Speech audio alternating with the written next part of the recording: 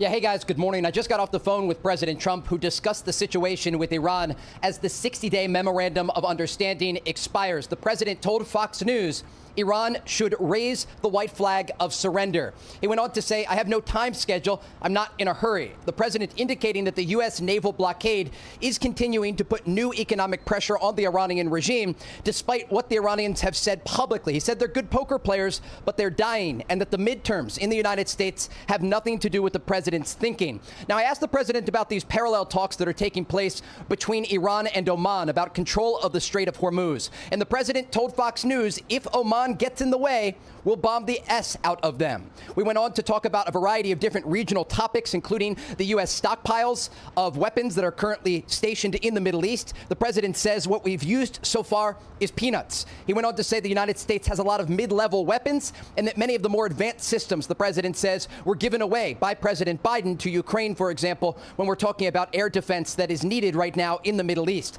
The president also spoke about U.S. ally Israel. Remember, his son-in-law and top negotiator Jared Kushner is in the region. He met yesterday with Khalil al-Hayya, the current Hamas chief in Egypt.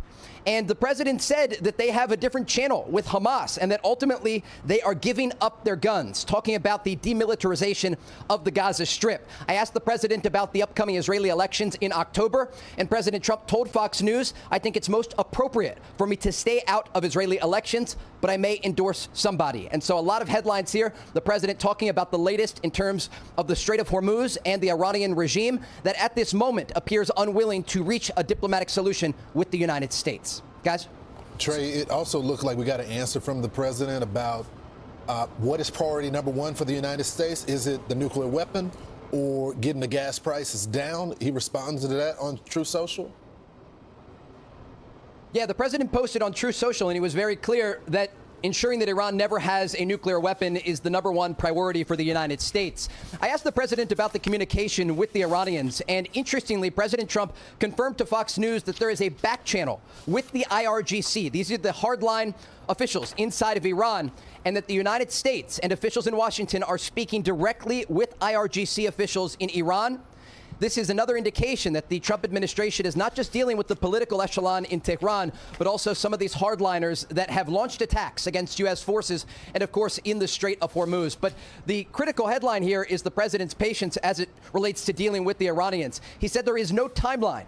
And so this 60-day window that is expiring today is largely irrelevant in terms of the president's thinking as it relates to Iran. And again, he indicated the United States has a lot of mid-level weapons to use if they're needed in the future. But he calls on the Iranians to raise the white flag of surrender. And again, as this moves forward here, there are these parallel talks taking place between Iran and Oman. The president warning Oman not to get in the way of the U.S. naval blockade and the efforts to control the Strait of Hormuz. And we know that that naval blockade is costing the Iranian regime hundreds of millions of dollars each day. And this economic pressure, coupled with the sanctions that are expected to be announced this week by the U.S. Treasury, it's adding more domestic pressure on the regime and those officials in Tehran to change their behavior, possibly come back to the negotiating table, as a lot of rhetoric is still floating around the Middle East. You know, one thing I have not heard, Trey, is about the Red Sea and the Houthi rebels. I know them and Saudi Arabia are exchanging attacks, but is the Red Sea considered open? At this moment, there is still quite a bit of traffic passing through the Red Sea. But last week, the Iran-backed Houthis in Yemen did launch a number of attacks on vessels there. They've also been targeting the Mocha port. This is a government-owned port from the Yemeni government. And they hit it with so many missiles and drones over the weekend that the port authorities stopped all commercial activity at that location. Remember, President Trump warned the Houthis against getting directly involved in the fight. And the president also spoke about the Iranian proxies across the region. He spoke about Hezbollah in southern Lebanon and also about Hamas inside Gaza. He said specifically about Gaza, and again, this is important in relation to the meeting that is taking place as we speak in Jerusalem between Jared Kushner and Israeli Prime Minister Netanyahu. He said the Israelis should not be striking in Gaza because he says Hamas has agreed to lay down their weapons after that meeting yesterday in Egypt between senior Hamas leadership and Jared Kushner, along with the American mediators on the ground. And so, again, there's a lot of moving parts here, but it's all linked because when we talk about the Iranian regime, they spent decades funding and supporting these proxies across the region, whether it be in Gaza, in southern Lebanon, or inside Yemen.